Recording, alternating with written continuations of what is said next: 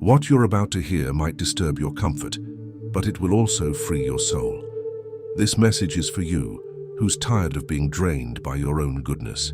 It's not about becoming less kind, it's about becoming less invisible. Carl Jung revealed a truth that most avoid.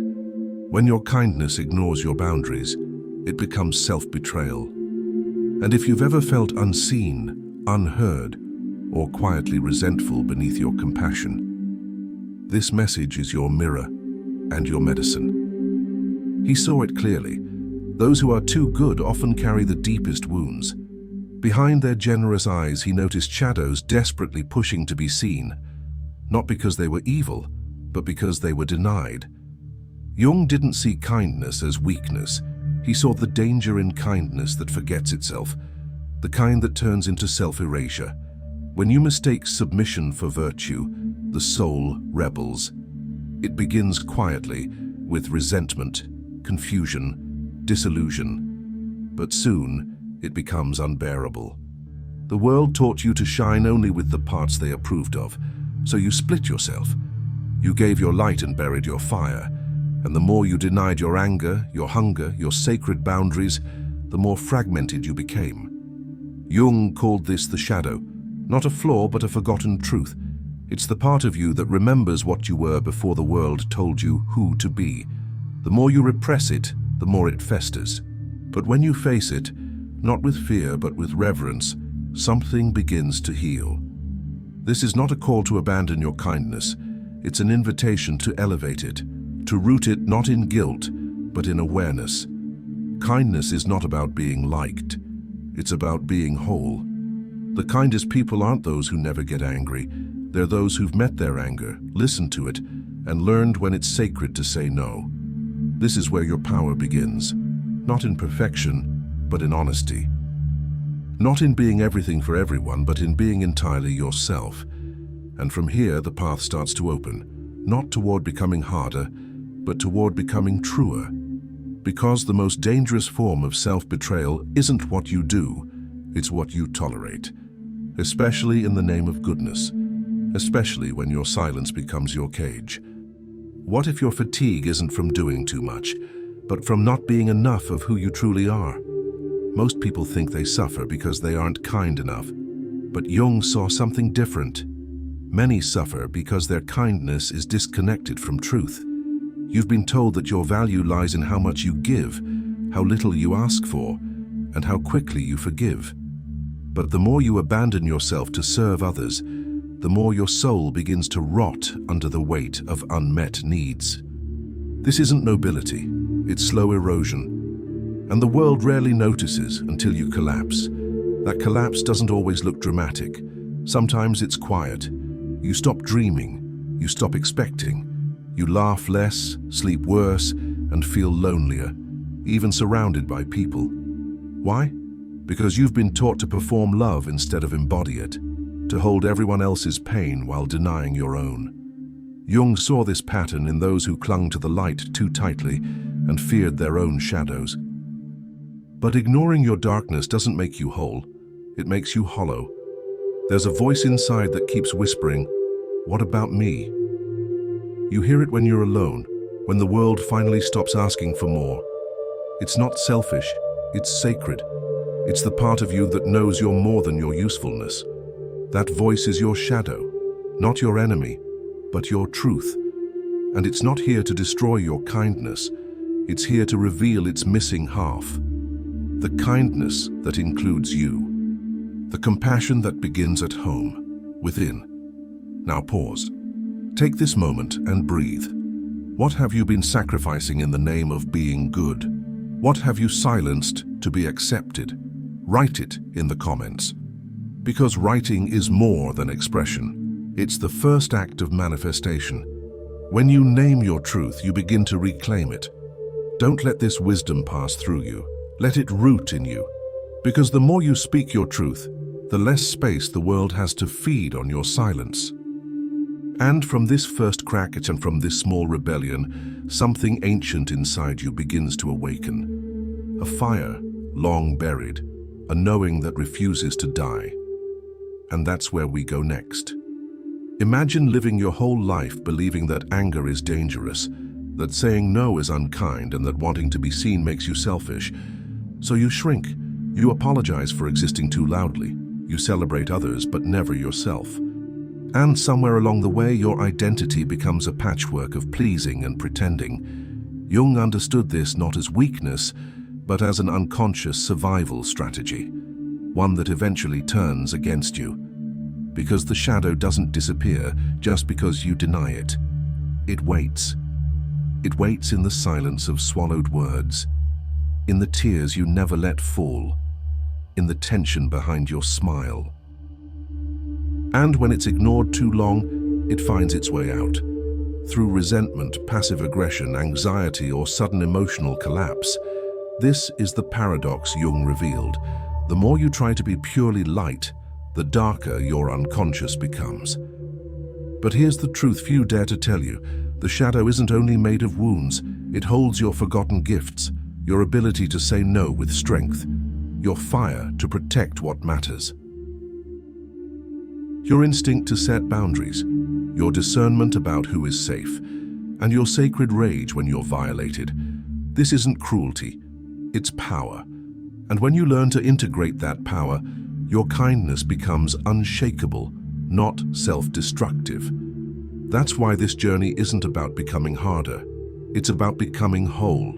It's the return to a center where you no longer abandon yourself to be accepted, where you no longer trade your truth for temporary peace, where your love is rooted not in fear of rejection, but in the deep knowing of your worth. Jung called this process individuation, the birth of the true self, not the obedient one. And as this real self begins to emerge, your relationships start to change. Not because others are different, but because you are no longer willing to disappear inside them. This shift doesn't make you colder, it makes you clearer. And that clarity is a form of love, for yourself and for the world. Blind kindness doesn't just exhaust your energy, it dissolves your identity. You become a mirror for others' needs until your own reflection vanishes. You're the one who remembers everything, the one who shows up, who answers, who stays. You smile through exhaustion, offer love with no return, and call it strength. But deep down, something aches. It's not just fatigue, it's grief. Grief for the parts of you that have been silenced in the name of being good. Kindness, when disconnected from self-respect, becomes self-erosion, and no one teaches you how to stop, because the world rewards your disappearance. The cost shows up slowly, almost invisibly. You forget what joy feels like when it isn't tied to pleasing someone. Your body starts to carry your silence, tight shoulders, shallow breath, tension that never fully leaves. Nights become heavier, mornings harder. Your soul knows something's wrong, even if your mind still clings to the story that this is what love looks like. Jung understood that the psyche rebels when truth is denied. The more you betray yourself to belong, the more your unconscious prepares for collapse. Many people who live this way were taught in childhood that love had conditions, that to be safe, they had to be useful. Those emotions were dangerous unless they soothed someone else. So, they became responsible, good, easy to manage. But children who aren't allowed to say no grow into adults who can't recognize when they're being used. They confuse being loved with being needed, and slowly, invisibly, they trade authenticity for acceptance, over and over, until their inner world becomes a quiet wasteland. What they don't realize, until it's almost too late, is that over-functioning in the lives of others is a form of abandonment in your own. You become the emotional caretaker, the fixer, the healer, but never the one who's truly seen. Your presence becomes expected, not cherished, and the worst part, you begin to resent what you used to offer with love. Not because you've changed, but because you finally felt the emptiness in giving what you no longer have. That is the voice of your shadow begging to be heard. Somewhere inside, there's a version of you that never asked for permission to exist, That didn't apologize for taking up space. That knew how to say no, how to walk away, how to burn bridges that led to self-destruction. That version of you isn't gone, just buried. And Jung believed the path to wholeness begins when we reclaim the parts of ourselves we were taught to fear. Because what you call weakness might be your power in disguise. What you've hidden to be loved might be the very thing that makes you free. The shadow isn't your enemy, it's your inner compass, distorted by shame. It holds the anger you swallowed, the tears you postponed, the truths you never spoke, not to destroy your relationships, but to protect your soul. Jung said, "The gold is in the dark," and he meant it literally. The parts of you that seem unacceptable are not there to shame you. They are waiting to be integrated, not erased. They are the pieces that make your kindness whole, not hollow. Because what is kindness if not rooted in truth? What is love if it demands your silence? This is where the transformation begins, when you understand that real compassion includes yourself. That setting boundaries is not rejection, it is a sacred declaration. I exist too. And in that moment your kindness shifts. It stops being compulsive. It becomes conscious. And conscious kindness does not bend to guilt. It moves from clarity, from strength, from soul. Now I invite you to write again. What part of yourself have you buried in the name of being accepted?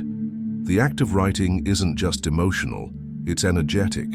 It signals to your unconscious that you're ready to stop apologizing for being whole. Carl Jung taught that everything we repress becomes fate until we bring it to light. So bring it. Let it rise. Let it speak through you now. Because once you let this truth breathe, you begin to shift.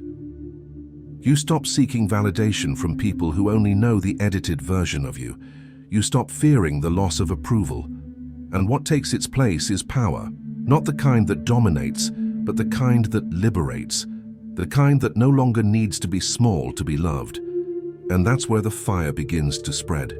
You don't need to become someone else to be powerful. You only need to stop hiding who you already are. The strength you seek is not found in perfection, performance, or constant availability. It's found in authenticity, in the quiet decision to no longer shrink. Jung understood this as the sacred task of the soul, to unify what was split, to hold your love and your limits in the same breath, to say yes without guilt, and no without apology. It's not about fighting your shadow, it's about inviting it into the light, letting it teach you where your boundaries were crossed, where your voice was silenced, where your essence was traded for approval. Jung didn't see the shadow as a flaw to fix, but as a treasure map to your deepest truths. When you dare to follow it, you find not only the pain, but the hidden gold. The part of you that's fiercely alive, discerning, magnetic, unshakable.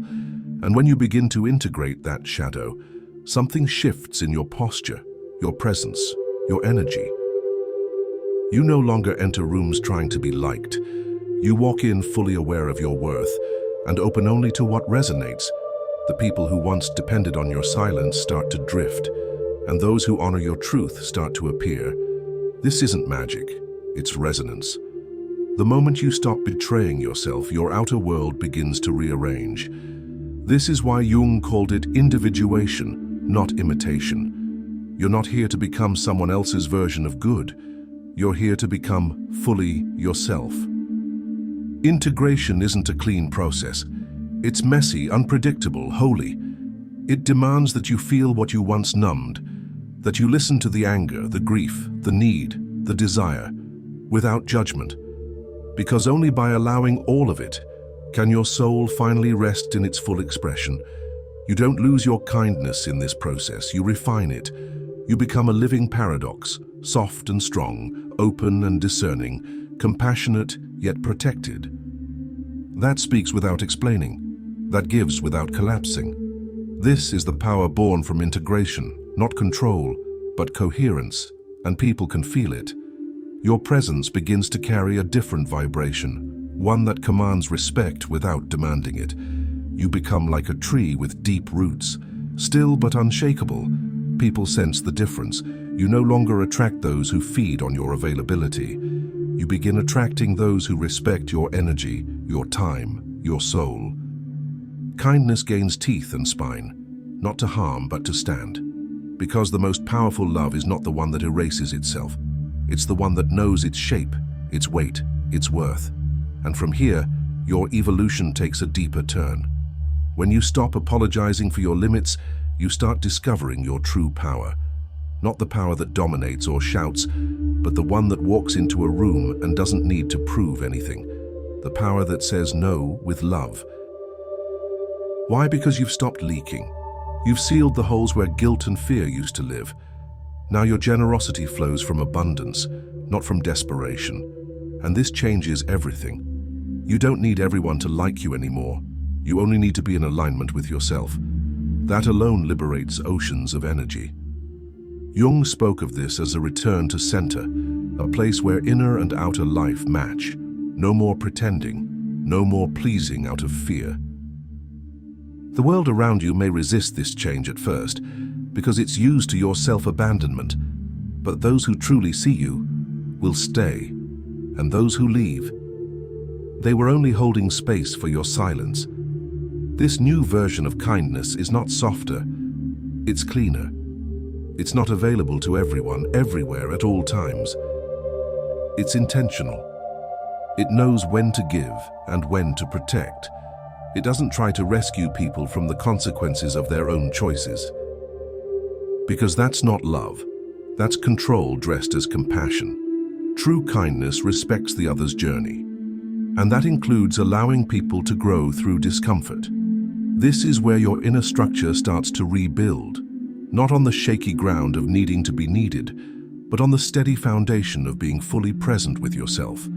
From here, we step into the final layers of this transformation, where you no longer choose between love and truth, because both now live in the same body.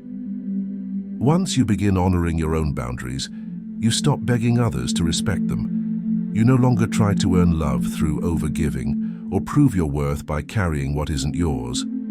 Jung understood that most codependency is disguised as virtue. But true virtue begins when you stop abandoning yourself for the comfort of others. The moment you reclaim your voice, your time, your emotional space, you start attracting connections rooted in mutual recognition, not silent extraction. Some people will drift away, let them. Their closeness was never about seeing you. It was about what you offered without asking anything in return. As your inner world rebalances, your external circle transforms. It becomes smaller, quieter, but deeper. You're no longer trying to be everything to everyone. You're learning to be something sacred to a few, and everything to yourself. This isn't isolation, it's sovereignty. You start to develop a new emotional vocabulary.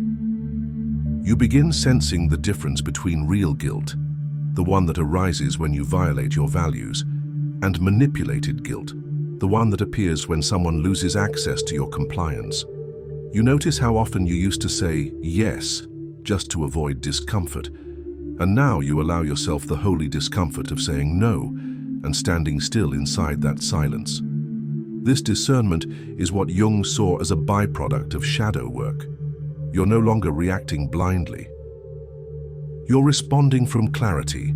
You no longer give from depletion. You give because it's right, not because you're afraid. Your kindness becomes rare, focused, luminous. A sacred offering, not a survival strategy. You finally understand your energy is not infinite. It is sacred, and when treated as such, it expands rather than disappears. The real shift is this. You stop asking what others need from you and start asking what your soul needs to feel alive. That shift is not selfish and it's spiritual, because when you're lit from within, your light no longer flickers in the wind of others' expectations. It shines from a deeper source, one that never runs dry. And from this inner flame, we begin to approach the highest integration. The alchemy of true transformation doesn't erase who you were. It refines it. It takes your silence and gives it voice.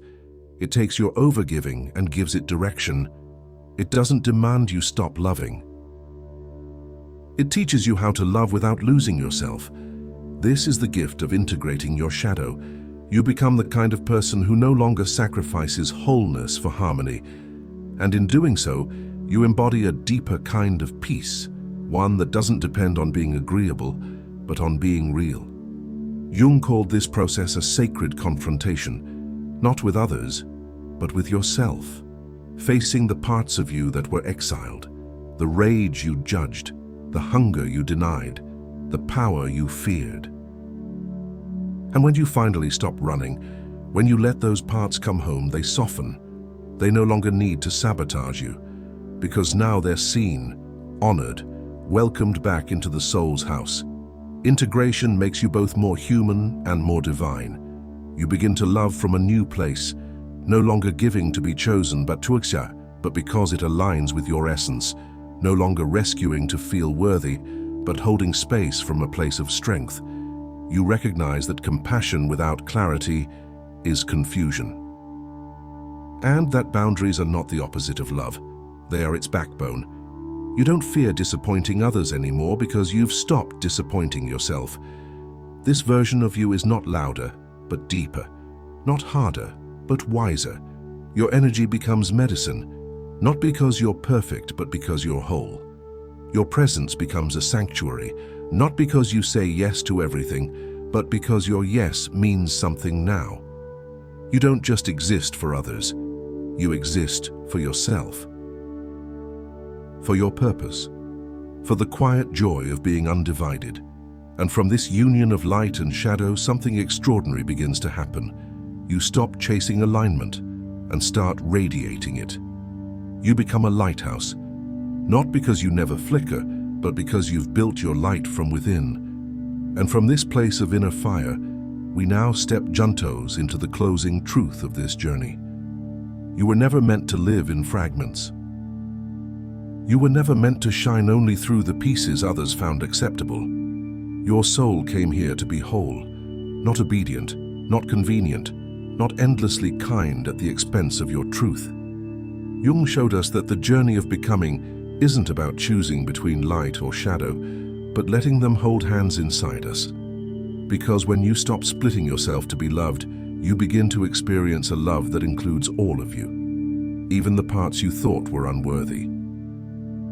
Now you know your boundaries are sacred, your anger is a compass, your sadness is a teacher, and your kindness, when rooted in wholeness, is not fragile, it's divine.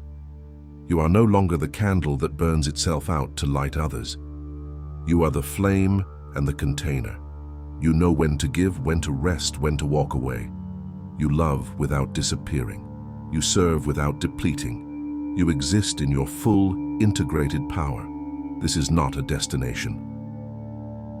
It's a lifelong dance, between yes and no, between holding and letting go, between listening and speaking your truth. But now, you're dancing awake. And as you move through the world in this new way, others will feel it.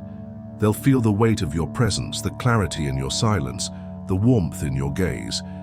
Because you've stopped performing, you've started being. And if this message touched something ancient in you, let it keep burning. Don't let it be just another video. Let it be a turning point, a spark that starts the fire of your return to self. If you're ready to go deeper into the mysteries of the soul, the psyche, and the silent forces that guide your life, there's a next step. The video that's appearing now on your screen was chosen for you. Let it take you further. Click, watch, remember who you are becoming.